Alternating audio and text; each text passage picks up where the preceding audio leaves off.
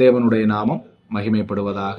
மீண்டுமாக இந்த அருளுரை துளிகளின் வாயிலாக உங்களை சந்திப்பதிலும் உங்களோடு தேவனுடைய வார்த்தையை பகிர்ந்து கொடுப்பதிலும் நான் மகிழ்ச்சி அடைகிறேன்.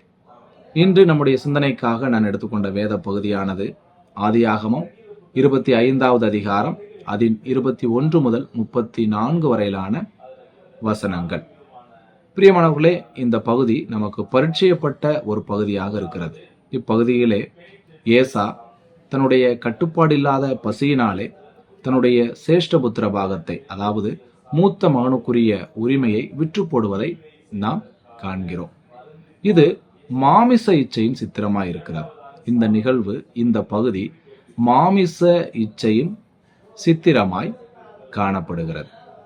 உண்மையாகவே இந்த நிகழ்வு, ஏசா செய்த இந்த காரியம் இச்சையினால் நிகழ்ந்த சம்பவமாக அல்லது பாவமாக இருக்கிறது. சரி, இச்சை என்றால் என்ன என்று நாம் அர்த்தத்தை காணும் பொழுது, கட்டுப்பாடில்லாத அல்லது கட்டுக்குள் இல்லாத உணர்வே இச்சை ஆகும். பசி என்பது இச்சை அல்ல. ஆனால் அந்த பசி நமது கட்டுப்பாட்டில் இல்லை என்றால், நமது கட்டுப்பாட்டை மீறி செயல்படுமானால் அதுவே இச்சையாகும். ஏசாவின் சம்பவத்திலும் நிகழ்விலும் இதுதான் நிகழ்ந்தது என்பதை நாம் தெளிவாக அறிகிறோம்.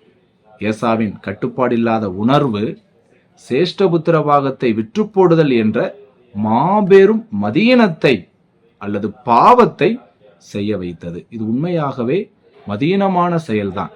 அதை வேதாகமம் கூட நமக்கு சொல்லுகிறது, எபிரேயர் 12:16. ஆகவே ஏசாவின் இந்த நிகழ்வு மாமிச இச்சையின் சித்திரமாக, இச்சையினால் நிகழ்ந்த ஒரு சம்பவமாக அல்லது பாவமாக காணப்படுகிறது. சரி, இந்த சேஷ்டபுத்திர பாகம் என்றால் என்ன என்பதை இந்த இடத்திலே நாம் அறிந்து கொள்ள வேண்டும். இதை சரியாக நாம் விளக்கப்படுத்தினோமானால், மூத்த மகனுக்குரிய உரிமை என்பதே இதனுடைய அர்த்தமாக இருக்கிறது. ஒரு குடும்பத்தில் தகப்பனுக்கு முதலாவதாக பிறந்த மகனுக்குரிய உரிமையாக இது காணப்படுகிறது. அதாவது மத்திய கிழக்கு பகுதியிலே தகப்பன் தன் பிள்ளைகளுக்கு தன்னுடைய சொத்தை பங்கிடும் பொழுது மூத்த மகனுக்கு 2 பங்கை கொடுப்பார். மற்ற மகன்களுக்கெல்லாம் ஒரு பங்கை கொடுப்பார். ஆனால் இந்த மூத்த மகனுக்கோ தன்னுடைய சொத்தில் உள்ள 2 பாகத்தை, 2 பங்கை கொடுக்கக்கூடியவராக காணப்படுவார். இதுதான் மூத்த மகனுக்குரிய உரிமை அல்லது சேஷ்டபுத்திர பாகம் என்று அழைக்கப்படுகிறது. இதை குறித்து உபாகமம் 21வது அதிகாரம் 16-17 வசனங்களில் நாம் பார்க்கிறோம். இந்த இஸ்ரவேலர்களை பொறுத்த மட்டில் இது மிக மிக முக்கியமானது. ஏனென்றால் குடும்பத்தில் உள்ள தகப்பனுடைய சொத்தில் 2 பங்கு மட்டுமல்ல, மாறாக அக்குடும்பத்தில் உள்ள தேவனுடைய உடன்படிக்கையின் ஆசீர்வாதம், ஆவிக்குரிய ஆசீர்வாதம் அனைத்துமே இந்த மூத்த மகனுக்கு சொந்தமாக இருக்கும், சொந்தமாக காணப்படும்.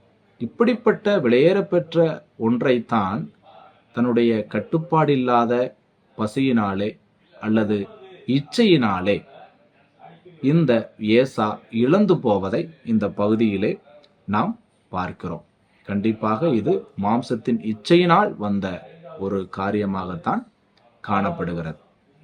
பிரியமானவர்களே, மனிதர்களை அல்லது நம்மை பாவம் செய்ய தூண்டுகின்ற 3 முக்கிய காரியங்களில் இந்த மாமிசத்தின் இச்சை என்பது முதன்மையான ஒன்றாக காணப்படுகிறது, முக்கியமான ஒன்றாக காணப்படுகிறது. அப்படியாக இந்த 3 தூண்டுதல்கள், நம்மை பாவம் செய்ய தூண்டுகிற இந்த 3 தூண்டுதல்கள் என்ன என்று பார்க்கும் பொழுது அதை 1 யோவான் 2வது அதிகாரம் 15 முதல் 17 ஆகிய வசனங்களிலே நாம் பார்க்கின்றோம். 1 மாம்சத்தின் இச்சை, 2 கண்களின் இச்சை, 3 ஜீவனத்தின் பெருமை. இவைகளில் இந்த பட்டியலில் முதலாவது வருவதே இந்த மாம்சத்தின் இச்சையாகத்தான் காணப்படுகிறது. இந்த நிகழ்வில் மட்டுமல்ல, ஆதித்தாயாகிய ஏவாள், முதல் மனுஷியாகிய ஏவாளும் கூட இந்த 3 தூண்டுதல்கள் மூலமாகத்தான் பாவம் செய்ய தூண்டப்பட்டார் என்பதை ஆதியாகமம் 3:6 நாம் பார்க்கின்றோம். அந்த வசனத்திலே புசிப்புக்கு நல்லது என்பது மாம்சத்தின் இச்சையை குறிக்கிறது. பார்வைக்கு இன்பம் என்பது கண்களின் இச்சையை குறிக்கிறது. புத்தியை தெளிவிக்கிறதற்கு இச்சிக்கப்படத்தக்க விருட்சம் என்பது ஜீவனத்தின் பெருமையை குறிக்கிறது. ஆகவே இந்த 3 தூண்டுதல்கள் தான் ஒரு மனிதனை பாவத்தில் வீழ்த்தக்கூடிய இந்த 3 தூண்டுதல்கள் தான் ஏவாளுக்கு முன்பாகவும் பிசாசினால் வைக்கப்பட்டன. இதிலும் கூட, இந்த பட்டியலிலும் கூட மாமிசத்தின் இச்சைதான் முதலாவதாக வருகிறது என்பதை நாம் அறிந்து கொள்ள வேண்டும். 1 யோவான் 2:15 முதல் 17 மாம்சத்தின் இச்சைதான் முதலாவது இடம் பெறுகிறது. ஏவாளின் இந்த நிகழ்விலும், வஞ்சிப்பின் நிகழ்விலும் மாமிசத்தின் இச்சைதான் முதலாவதாக வருகிறது என்பதை நாம் அறிந்து கொள்ள வேண்டும். மட்டுமல்ல, மனிதனாக வந்த இயேசு கிறிஸ்துவும் கூட இந்த 3 தூண்டுதல்களினாலேயே சோதிக்கப்பட்டார் என்பதை வேதாகமத்திலிருந்து மிக தெளிவாக நாம் அறிந்து கொள்கிறோம். இந்த சோதனையை குறித்து மத்தேயு 4வது அதிகாரத்திலே நாம் பார்க்கிறோம். அங்கே கல்லுகளை அப்பங்களாகும்படி சொல்லும் என்பது மாம்சத்தின் இச்சையை குறிக்கிறது. தாளக்குதியும் தூதர்கள் ஏந்துவார்கள் என்பது ஜீவனத்தின் பெருமையை குறிக்கிறது. சகல ராஜ்யத்தின் மகிமையையும் காண்பித்து பணிந்துகொள் என்று சொன்னது கண்களின் இச்சையை குறிக்கிறது. ஆகவே பிரியமானவர்களே, இங்கேயும் நாம் கவனிக்க வேண்டும். இந்த சோதனையிலும் கூட முதலாவதாக வருவது மாம்சத்தின் இச்சையாக இருக்கிறது என்பதை நாம் தெளிவாக அறிந்து கொள்ள வேண்டும். ஆகவே பாவம் செய்வதற்கான தூண்டுதல்களில் முதலாவது வருவது மாம்ச இச்சையாகத்தான் இருக்கிறது. இந்த மாம்ச இச்சையில்தான் ஏசா வீழ்ந்து போனார், ஆதித்தாயாகிய ஏவாள் வீழ்ந்து போனார். நாமும் கூட அநேக சமயங்களில், அநேக வேளைகளில் இந்த மாம்ச இச்சையினாலே வீழ்ந்து போகக்கூடியவர்களாக காணப்படுகிறோம். உணர்வுகள் பாவம் அல்ல. தேவன் நமக்கு கொடுத்திருக்கின்ற பல வகையான உணர்வுகள் பாவம் அல்ல. ஆனால் அந்த உணர்வுகளை நாம் கட்டுப்படுத்தி ஆளுகிறோமா, அல்லது அந்த உணர்வுகள் நம்மை கட்டுப்படுத்தி ஆளுகின்றனவா என்பதில்தான் நாம் கவனம் செலுத்த வேண்டும், கவனமாக இருக்க வேண்டும். ஏசாவுக்கும் பசிதான், இயேசு கிறிஸ்துவுக்கும் பசிதான். ஆனால் ஏசாவோ பசியினால் கட்டுப்படுத்தப்பட்டார், இயேசு கிறிஸ்துவோ பசியை தன் கட்டுப்பாட்டுக்குள் வைத்திருந்தார். ஆகவேதான் விளைவில் வித்தியாசம் இருக்கிறது. ஏசாவை பசி ஆட்கொண்டது, ஆகவே அதில் அவர் தோற்று போனார். அந்த சோதனையில் அவர் தோற்று போனார், வீழ்ந்து போனார்.